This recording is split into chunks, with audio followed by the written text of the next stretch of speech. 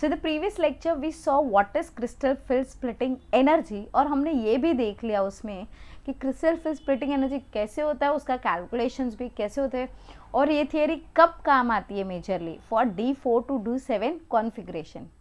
Let's understand now what are the factors affecting this crystal field splitting energy. ठीक है, position of the transition metal in the periodic table.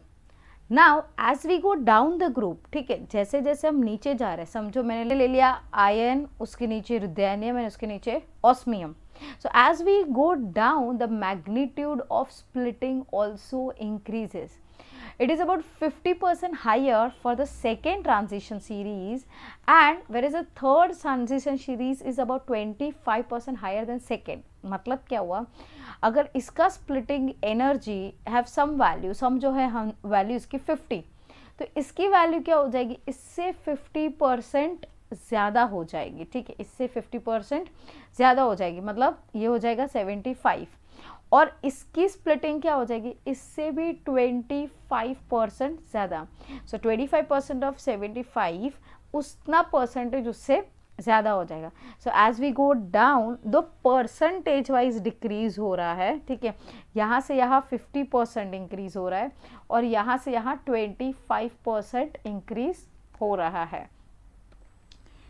Out of the following, if I ask you the question based on that, out of the following which is the highest delta of splitting energy किसकी सबसे ज़्यादा हो जाएगी?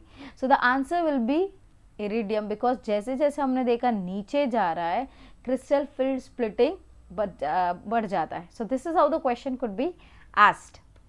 Next is oxidation state of metal.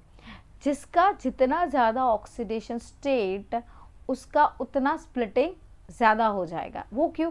अभी समझो cobalt is in its +2 and cobalt is in its +3. So in that case +3 जो है, जितना पॉजिटिव ज़्यादा है वो अपनी तरफ खींच भी ज़्यादा रहा है, और जितना वो अपनी तरफ ज़्यादा खींचेगा, metal ligands will come running towards it.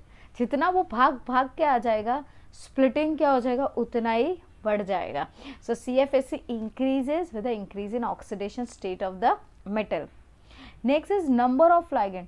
Obviously जितने ज़्यादा लाइगेंड अटैक करते हैं उतना स्प्लिटिंग बढ़ जाता है. For tetrahedral environment it is about 4 times that of octahedral. So we already saw this formula in our previous lecture. So a quick revision which are it, अगर down the group CFSE increases, oxidation number increases, CFSE increases, and if the number of ligands increases, मतलब 4 से 6 हो रहे, so obviously crystal field splitting increases. So these were certain factors on which CFSE depend. I hope you understood and liked the lecture. Thank you.